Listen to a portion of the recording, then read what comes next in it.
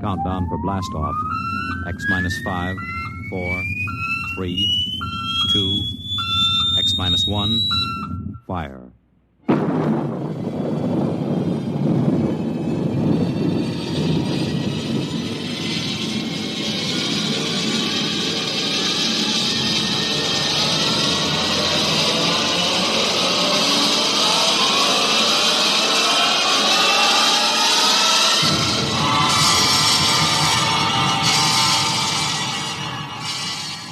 From the far horizons of the unknown come transcribed tales of new dimensions in time and space. These are stories of the future, adventures in which you'll live in 1,000,000 could-be years on 1,000 maybe worlds. The National Broadcasting Company, in cooperation with Street and Smith, publishers of astounding science fiction, presents X minus 1.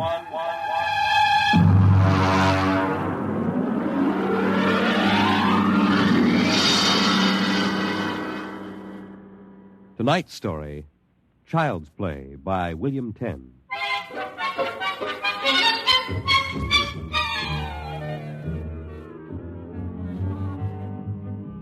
My name, Sam Weber. My job, an attorney, and a pretty successful one, if I do say so myself. Maybe you won't believe it. My best friends find it hard to believe, but I used to be a completely different guy. Frightened, sickly, nearsighted, a real Mortimer Meek. No kidding. That was 10 years ago. The big change in me began to take place on a cold December morning in 1955. Just a moment, please. Yes, please. Weber? Yes. Samuel? That's right. Okay, Jack, step back. All right, fellas, bring it in. Just a moment. You must have the wrong... Watch it, Jack. Sign here. Is that for me? Weber, Garden Apartments. It looks like a coffin. I don't design them, Jack. I just deliver them. Sign here.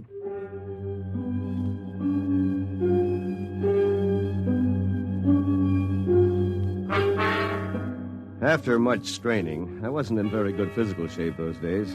I managed to push the box under my single light bulb. There was a card in a small envelope. Let's see.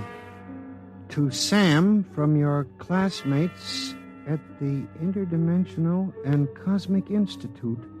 Merry Christmas. 2155.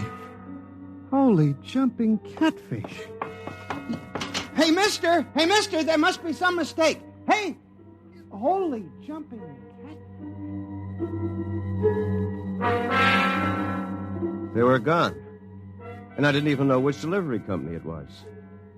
I sat down to think, and it was just beginning to seep into my sleepy brain that maybe this was one of Lou White's practical jokes when I noticed there was something funny about that box.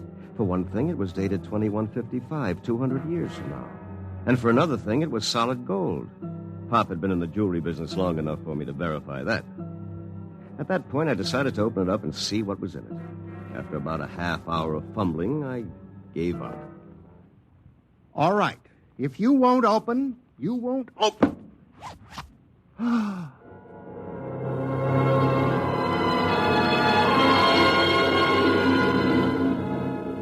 No sooner had I said the word open than it came apart like the skin off a banana.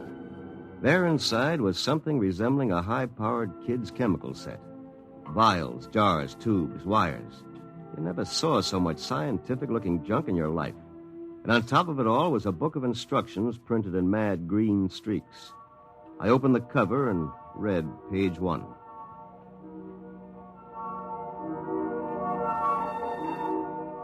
Build-A-Man set number 3. This set is intended solely for the use of children between the ages of 11 and 13. The equipment will enable the child to build and assemble complete adult humans in perfect working order. A disassemblator is provided so the set may be used again and again with profit. Refills and additional parts may be acquired from the Build-A-Man Company, 928, Diagonal Level, Blunt City, Ohio. Remember, only with Build-A-Man can you build a man.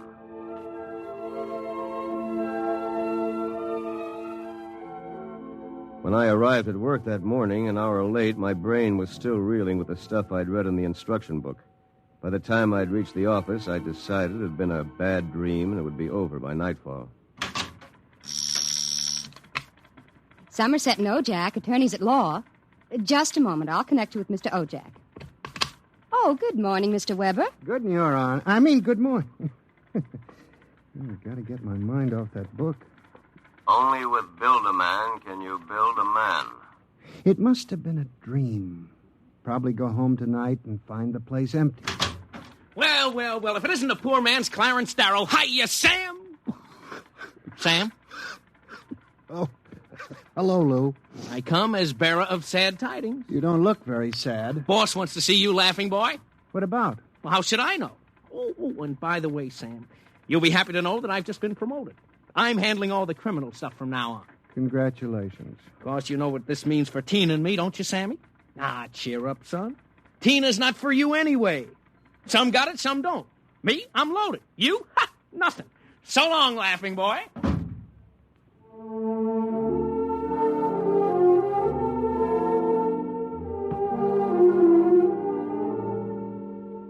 That was my good friend, Lou White. Lou was one of those guys who always lands with his feet firmly planted in the back of somebody else's neck. In the year I had known him, he'd already managed to steal the job I wanted, and he was now working on the girl I wanted. Her name was Tina. Tina Velvet. She was...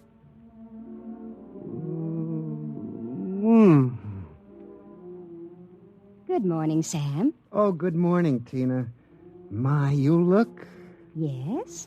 good enough to take to lunch. Oh, I'm sorry, Sam, but I promised Lou. Sure. I hope you're not too disappointed. Me? Oh, no. Some got it, some don't. I don't. Theoretically, Tina was employed by Somerset and Ojak as combination secretary and switchboard operator for Lou and me. I guess she wasn't what you'd call really smart, but she always managed to look like a pin-up girl caught with her clothes on, if you know what I mean. Well, that was Tina. I tried to steady my blood pressure as I walked into the boss's office.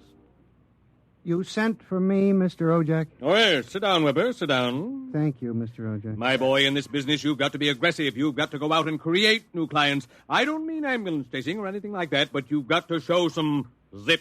Yes, sir. Well, get in there and punch, Weber. I want to see a change in you in the next few months. As a matter of fact, you'd better. I went back to my office resolved to show some zip. I bit savagely into a copy of Hackleworth's On Torts. Then I called Tina for a memo. But by the time she came in, my mind was wandering again. Rosenthal versus Rosenthal. On August 4th, the party, the first part. What comes next? Sam? What comes next? Oh, listen, forget the memo for a while. I want you to take a letter. All right, Sam. Today's date, usual heading. To the Chamber of Commerce, Glunt City, Ohio. Gentlemen, would you inform me if you have registered a street or avenue known as Diagonal Level or Avenue? I write on behalf of a new client of mine. Oh, Sam, he was a new client. I wondered about it, but he looked so strange and sinister. What did he look like? Well, he was a terribly tall old man in a black overcoat. He asked if you were in, and then he tried to get your home address. But he looked and acted so strange, I didn't give it to him. He went away positively furious. That's great. Did he leave his name? Well, that's the funny part of it. He just said he was the censor or the census taker or something from the 24th Oblong.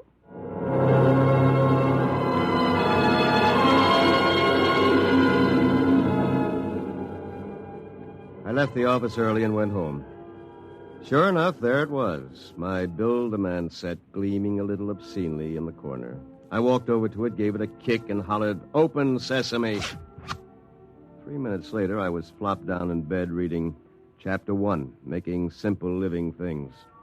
An hour later, I was fooling around with such complicated items as the Junior Bicalibrator, which measured everything from blood pressure to hemoglobin content, and the Jiffy Vitalizer, which was actually supposed to put life in your creation, providing you had followed instructions carefully.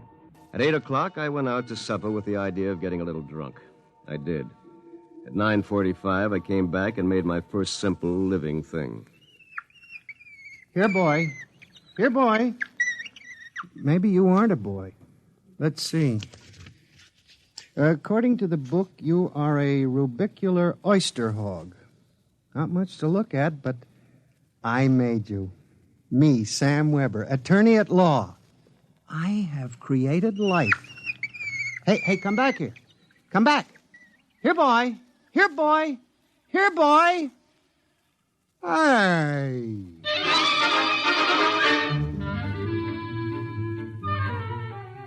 It was no use. My rubicular oyster hog, which was a cross between a field mouse and an oyster, had run out under the door and into the world.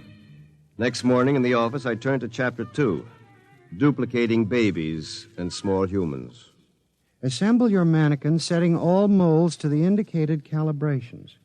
To disassemble a model, use the disassemblator provided with the set. If you cannot destroy your creation, the law requires you to call the census keeper for your oblong. Good morning, Sam. Here's that memo on Rosenthal versus Rosenthal. Also a letter for you. Shall I read it? Please. Dear Mr. Weber, there is no firm at Blunt City bearing the name of Build-A-Man, nor do we have any thoroughfare called Diagonal. Sincerely yours, Thomas Plantagenet, Mayor. Well, that's that. Oh, by the way, your client was here again this morning, the ghoulish one. What'd you tell him? I said you'd be in later. Thanks. Will that be all, Sam? Yes. No. Are you doing anything New Year's Eve? Sam, I'm disappointed in you. What did I do? You haven't even noticed. Noticed what? The ring, silly. Third finger, left hand. What? Lou gave it to me. Well, Lou has plenty of zip. I'm sure you'll be very happy zipping around with each other. Oh, Sam. What's the matter? I don't know. I'm so confused. Hey, listen, what's going on in here? Tina just told me the good news about your engagement. She's crying with happiness. Is that right, honey? Well, no hard feelings, Sam. It's just that the best man got the girl. You understand how it is. Oh, by the way, we're having a little celebration at Sig Alley's tonight. Drop around and we'll live it up a little, huh?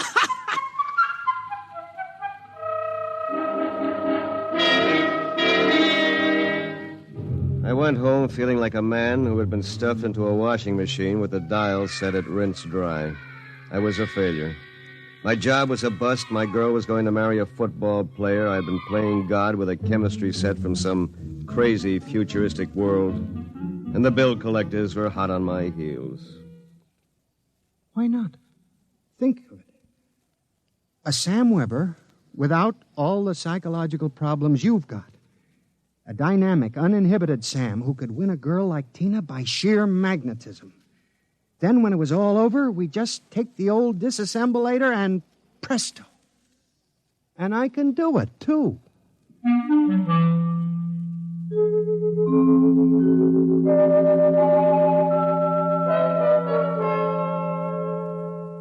Chromosome content check. Well, here goes. It's moving. Holy mackerel. It's alive. It's sitting up. Whoa! Hey, I feel great. Take it easy. Do you know who you are? Don't give me that take it easy routine. Of course I know who I am. I have all the thoughts you ever had up until the point I was vitalized. My brain is an exact duplicate of yours, except that I'm not all blocked up psychologically. Oh, by the way, since we both have the same name, it'll simplify things if I call you Weber. I'll be Sam. Look here. I'll make the decisions. How would you like a good punch in the nose? Is that any way to talk to your own parent? I did create you, you know. And don't think I don't appreciate it, Weber, old man. But let's get one thing straight. I live my life and you live yours. Got that? Who pays the rent? You do. For a while, anyway. I haven't decided whether or not I want to stay in the law business. The law business? It'd be a shame to waste all that good training, though. We went to Harvard, didn't we? On the other hand, I want to spread out a little. Tina's the kind of girl to whom money is very important. Tina? What'd you expect? We're not quite the same, you and I. I've got zip. Don't use that word. Sorry. Now, how about some dinner? I'm starved. We'll have to go out. I'll need some clothes. Sorry, I only have this one suit. Fine, you can lend it to me. But what about me? I'll bring you a sandwich after I come back from Segali's. Segali's? You haven't forgotten, have you, Weber? We're invited to the celebration, Tina and Lou White. Only it wouldn't look quite right if we both showed up. So I'll tell you all about it. Now, come on, off with the suit. And no nonsense.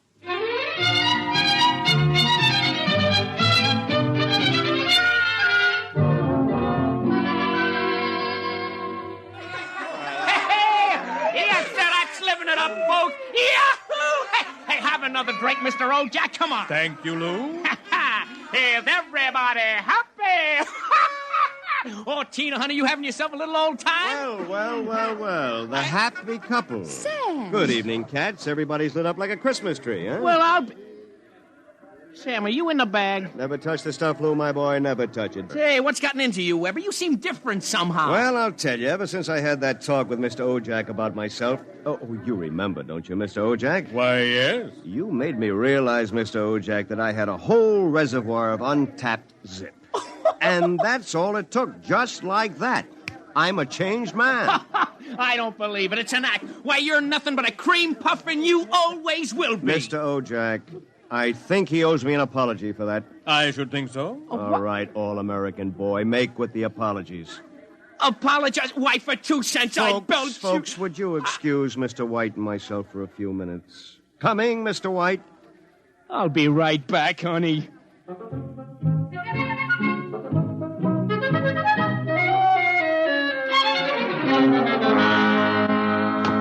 Oh, no! Okay, big boy, you've taken enough punishment. Sam, Lou, don't kill him. He did...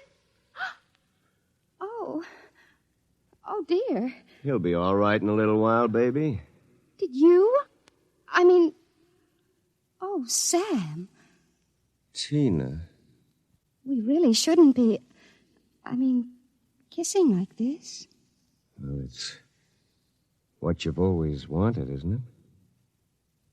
Well, isn't it? Oh, Sam.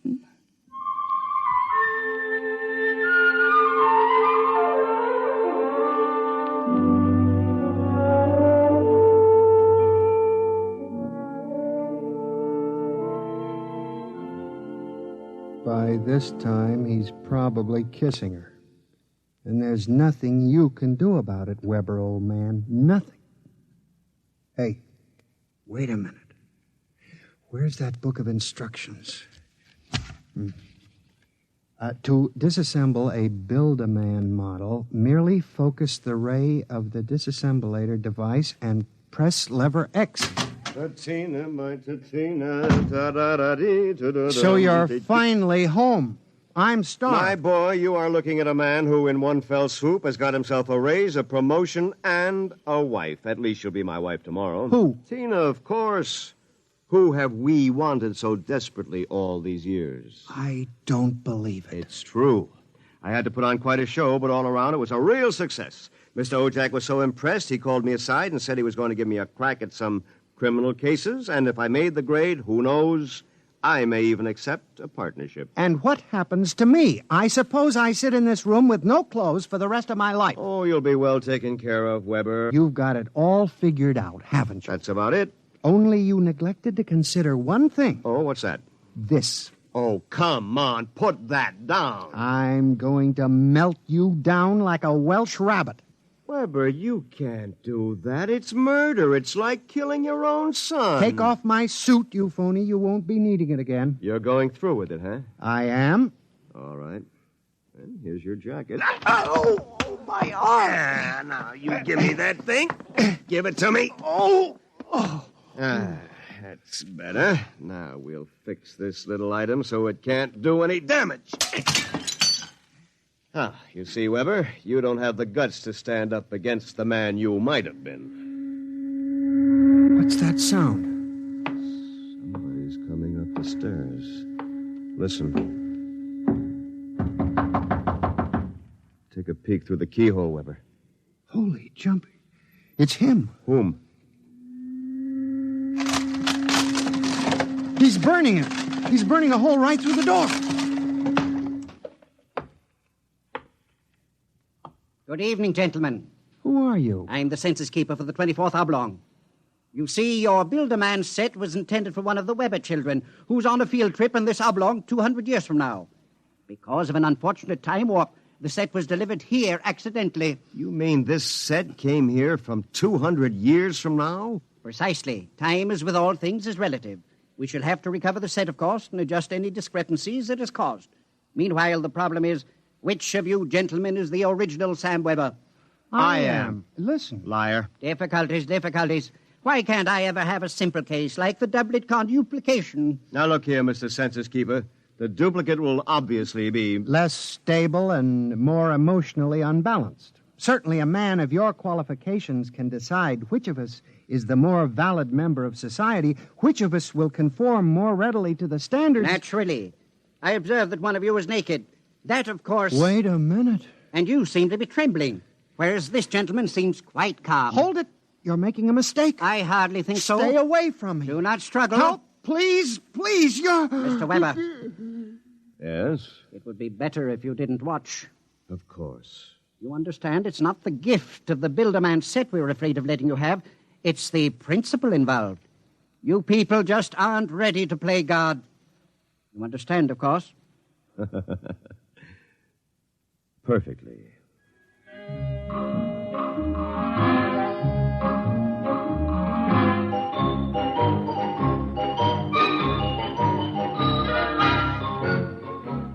Well, that's my story. Within 10 seconds, the old Sam Weber had been completely dismantled and packed into the box. Tina and I were married, as you know, and I went on to become a full partner in the firm of Ojak, Somerset, and Weber. Oh, and by the way, Tina and I have been doing quite successfully what the old Sam Weber and his Build-A-Man set made such a mess of. We have 1, 2, 3 little conuplications. Sam Jr., age 4, Sameta, age 3, and Samina, age 2 months. Good night. You have just heard X-1, presented by the National Broadcasting Company in cooperation with Street and Smith, publishers of astounding science fiction. Tonight, by transcription, X-1 has brought you Child's Play by William Tenn, adapted for radio by George Lefferts. Featured in the cast were Bill Zuckert as the truck driver, John Gibson as Sam, Grant Richards as his alter ego, Peggy Lobbin was Tina, Ted Osborne played Mr. Ojak, Bob Hastings played Lou, and Guy Rep was the man from the Census Bureau. Your announcer, Fred Collins. X-1 was an NBC Radio Network production.